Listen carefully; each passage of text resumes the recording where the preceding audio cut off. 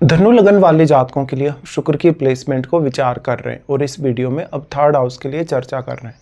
Third house में आपके शुक्र आ जाते हैं यहाँ पे कुंभ राशि में, जहाँ पर वो आपके चार्ट में छठे घर के स्वामी होने के साथ साथ 11वें घर के भी स्वामी बनते हैं।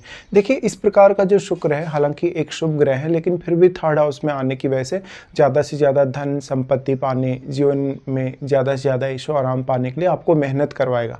और क्योंकि शनि के घर में है तो शुक्र आपको जिम्मेदारियाँ देगा, आपको बहुत अच्छी रेस्पॉन्सिबिलिटीज़ देगा, जैसे परिवार के प्रति, इवन खुद के प्रति भी। लेकिन ऐसा शुक्र आपको दूसरों के लिए बहुत ज़्यादा हेल्पफुल बनाएगा और जिन लोगों से भी आपके कड़वे रिश्ते होंगे उनके प्रति बहुत ज़्यादा सहानुभूति आप बरतेंगे। यहाँ पे अब शुक्र की प्लेसमेंट है तो आपके चार्ट में छठे घर और आपका जो 11वां घर है उसमें बैठे प्लैनेट को जरूर देखिए, क्योंकि उन भाव में बैठे हुए प्लैनेट्स का अपना अपना अलग अलग इंपॉर्टेंस है और वो ग्रह आपको उन भाव विशेष के लिए विशेष तौर पे मदद कर सकते हैं। यहाँ पे अब छठे घर के लॉर्ड है सबसे पहले शुक्र। देखिए, छठे घर के लॉर्ड होने की वजह से ऐसा जातक अपनी रूटीन लाइफ में अच्छा कर पाएगा, अपने बॉस को, अपने कलीग को वो अच्छे से प्रभावित कर पाएगा अपने परफॉर्मेंस से। इसके साथ साथ अगर आपका शुक्र से रिलेटेड कोई भी प्रकार का बिजनेस हो या कोई भी प्रकार का काम हो, कोई भी प्रकार का प्रोफेशन हो, तो उसमें आपकी परफॉर्मेंस और भी ज़्यादा बेहतर हो सकती है। इस प्रकार का शुक्र है तो आपको क्रिएटिविटी बहुत अच्छी देगा, आपको फैशन डिजाइनिंग या जो भी इस प्रकार की इंडस्ट्री है, जैसे कपड़ों से रिलेटेड रेडीमेड कपड़े हैं या इस प्रकार का कोई भी अन्य कार्य जो डायरेक्टली इनडायरेक्टली शुक्र से रिलेटेड है।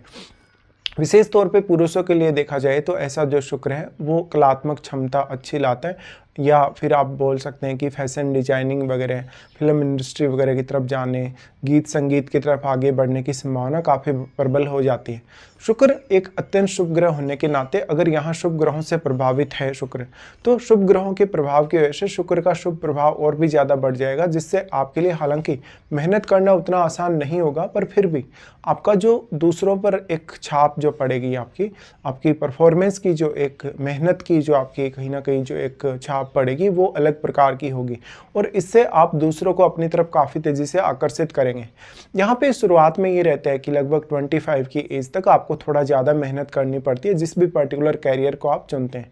इस प्रकार का शुक्र देश विदेश की आपको काफ़ी यात्राएं करवा सकता है, लेकिन क्योंकि वो 11वें घर का लॉर्ड है, 11वें घर के प्रति वो आपको अपेक्षाएं बहुत ही ज़्यादा देगा। साथ ही साथ ऐसे में आप अपने भाई बहनों के प्रति, पड़ोसियों के प्रति भी पूर्ण रूप से सपोर्टिव रहेंगे। अब अगर मान लो शुक्र आपका यहाँ क्रूर ग्रहों से प्रभावित है, जैसे सूर्य से प्रभावित है, मंगल से प्रभावित है, तो इन दोनों ग्रहों से प्रभावित होने के कारण शुक्र के लिए कहीं ना कहीं कुछ हद तक ज़्यादा ही अच्छा है, क्योंकि भले ही ये फिर रिश्तों के लिए अच्छा नहीं है, लेकिन धन संपत्ति पाने, ऐशो आराम पाने के लिए आप किसी भी हद तक जा सकते हैं। सूर्य अगर होंगे शुक्र के साथ तो ऐसा जाता है कि एक बहुत ही रॉयल लाइफ जीने की कोशिश करेगा, जहाँ पर वो अपनी लाइफ स्टाइल को बहुत अच्छा रखना चाहेगा, परिवार के साथ भी हमेशा समय बिताना चाहेगा। ऐसे केस में मंगल का अगर प्रभाव हो शुक्र पर तो कामुकता बढ़ती है। कामुकता बढ़ने के साथ साथ जो रिलेशनशिप है आपके, जैसे कि आपका कोई लवर है, आपका जो जीवन साथी है, उनके साथ भी आपका जो कनेक्शन है वो बेहतर होता है, लेकिन वहाँ पर कुछ हद तक फाइट वगैरह होने, झगड़े वगैरह होने की संभावना जरूर रहती है। बट मंगल भी एक अच्छी अचीवमेंट ला सकता है अगर शुक्र के साथ यहाँ बैठा हो तो मंगल का जो शुक्र पर प्रभाव पड़ेगा उसकी वजह से आप अपने छठे घर और आप अपना जो 11वां घर है उससे संबंधित अपनी अपेक्षाओं को पूर्ण कर पाएंगे और इन भावों से रिलेटेड अपनी जिम्मेदारियों से भी आप पार चले जाएंगे। अब जो शुक्र है, शुक्र अगर स्वयं वक्री हो जाए तो शुक्र का स्वयं का शुभ प्रभाव कम हो जाएगा। उस केस में भी अगर कोई शुभ ग्रह का प्रभाव शुक्र पर है तो आपके लिए बहुत बेहतर है। शुक्र यहाँ पे शनि के घर में, तो शनि यहाँ डिस्पोजिटर हुए, इसलिए शनि की जो प्लेसमेंट है आपके चार्ट में बहुत ही इंपॉर्टेंस रखती है। शनि अब आपके चार्ट में मान लो लेकिन अगर थर्ड हाउस पे अपना प्रभाव डाल रहे हैं तो आपको बहुत ज़्यादा डिले कर सकते हैं। शनि अगर आपके चार्ट में वक्री होकर ऐसी दृष्टि डालेंगे तो थोड़ा ज़्यादा बेहतर रहेगा शुक्र के साथ। लेकिन मान लो यहाँ चंद्रमा बैठे हों, यहाँ पे मान लो शुक्र के साथ यहाँ पे बैठे हों, जैसे बुध बैठे हों ज़्यादा से ज़्यादा केस में, तो चंद्रमा और बुध, इवन बृहस्पति भी आपके काफ़ी ज़्यादा यहाँ हेल्प कर सकते हैं, बट यहाँ बृहस्पति की दृष्टि हो तो ज़्यादा अच्छा रहेगा। अब जो शुक्र है देखिए एक अत्यंत शुभ ग्रह होने के नाते वो आपको किसी भी प्रकार के रिस्क टेकेबिलिटी नहीं प्रदान कर रहे। अगर रिस्क आप तभी ले सकते हैं जब यहाँ सूर्य बैठे हैं साथ में या मंगल बैठे हों। इस केस में अगर शुक्र के साथ राहु बैठे होंगे, केतु बैठे होंगे, शनि बैठे होंगे, उस केस में शुक्र की प्लेसमेंट रिश्तों के लिए उतनी बेहतर नहीं रहेगी। इंडिविजुअली फिर भी आपके लिए ठीक रहेगी, लेकिन आपके मैरिड लाइफ और रिश्तों पर आपको ज़्यादा ध्यान देने की आवश्यकता पड़ेगी। तो शुक्र अब क्योंकि 11वें घर के स्वामी हैं, 11वें घर के लिए अब आप कितना भी मेहनत कर सकते हैं, अब अपनी नॉलेज का इस्तेमाल कर सकते हैं, अपनी क्रिएटिव टैलेंट का इस्तेमाल कर सकते हैं। साथ ही साथ आपका जो बौद्धिक टैलेंट है और जो आपका वाणी में जो क्षमता है आपकी, यानी आपका जो कम्युनिकेशन है वो कितना ज़्यादा प्रभावी हो सकता है। मंगल और सूर्य जैसे प्लैनेट के शुक्र के साथ बैठने की वजह से आपका कम्युनिकेशन बहुत ही ज़्यादा प्रभावी रहेगा। शुक्र अब यहाँ पर प्रभावित करेंगे आपके नवम घर में बैठे हुए प्लैनेट को। नवम घर में आपके कोई भी प्लैनेट बैठा है तो वो फायरी साइन में स्थित होगा। तो अगर वो एक फायरी ग्रह है, अगर एक बहुत एग्रेसिव ग्रह है, तो निश्चित तौर पे उसका प्रभाव भी शुक्र पर रहने ही वाला है। ऐसे केस में शुक्र अब किन किन अन्य प्लैनेट्स के साथ यहाँ बैठे हैं, वो प्लैनेट किसी भी आपके भाव को रिप्रेजेंट कर रहे हैं चार्ट में, तो उन भाव विशेष से आपको विशेष तौर पे फायदा होगा। उन भावों से जुड़े हुए आपके रिश्तों से, या आपका कोई भी टैलेंट जो उन भावों से डायरेक्टली या इनडायरेक्टली संबंधित है।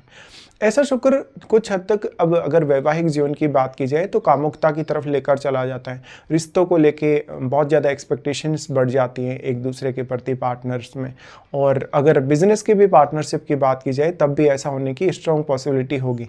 क्योंकि देखिए, थर्ड हाउस वो हाउस है जिसके थ्रू आप अपनी लाइफ में किसी भी हद तक आगे बढ़ सकते हैं, किसी भी हद तक कुछ भी आप अचीव कर सकते हैं। और शुक्र जैसा अगर यहाँ आ गया ग्रह, तो आप शुक्र से रिलेटेड कारकत्व है, शुक्र से रिलेटेड लाइफ में जो कुछ भी आप चाहते हैं वो आप अचीव कर सकते हैं। लेकिन अगर यहाँ पे किसी अदर प्लैनेट का सपोर्ट नहीं है तो आपको मेहनत ज़्यादा करनी पड़ेगी। बट अगर सूर्य का सपोर्ट हो, यहाँ पे मंगल का सपोर्ट हो, तो भले ही फिर रिश्तों के लिए थोड़ी प्रॉब्लम बढ़ेगी आपको, लेकिन इंडिविजुअल तौर पे फिर भी आप एक बहुत ही सक्सेसफुल इंसान बन सकते हैं।